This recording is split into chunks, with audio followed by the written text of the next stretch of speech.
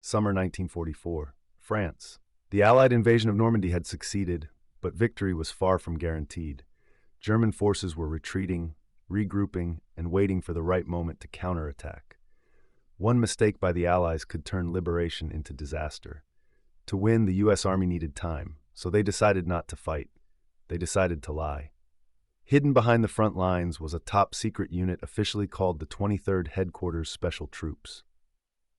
Unofficially, they became known as the Ghost Army. Their mission was unlike anything else in military history. They would create entire fake armies.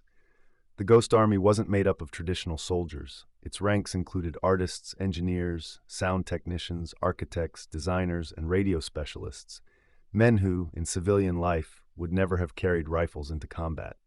Yet their weapons were more powerful than bullets. They used inflatable tanks, trucks, artillery, and aircraft, lightweight rubber decoys that could be inflated in minutes. From the air, they looked completely real. But visuals were only one part of the illusion.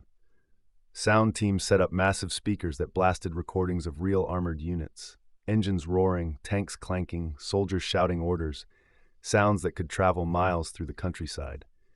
Meanwhile, radio operators transmitted fake communications, carefully mimicking the radio patterns of real divisions. German intelligence intercepted these messages and mapped entire non-existent units moving across France. Even the soldiers themselves played a role.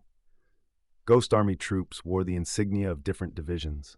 They drove in circles through towns, parked trucks in visible areas, and talked loudly in cafes, spreading rumors they wanted German spies to hear. At night, fake camps glowed with lights. By day, units mysteriously disappeared. The deception worked.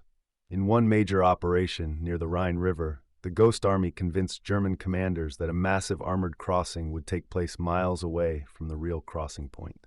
German units were rushed to defend the wrong location. When the actual Allied forces crossed the river, they met far less resistance.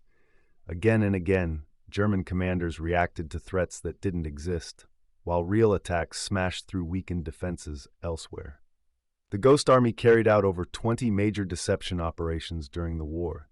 Their success saved an estimated tens of thousands of Allied lives, and yet almost no one knew they existed. Their mission remained classified for more than 50 years. The men went home unable to tell anyone what they had done, or how close they had stood to enemy lines without weapons, relying entirely on deception for survival. They never fired a shot, but they won battles.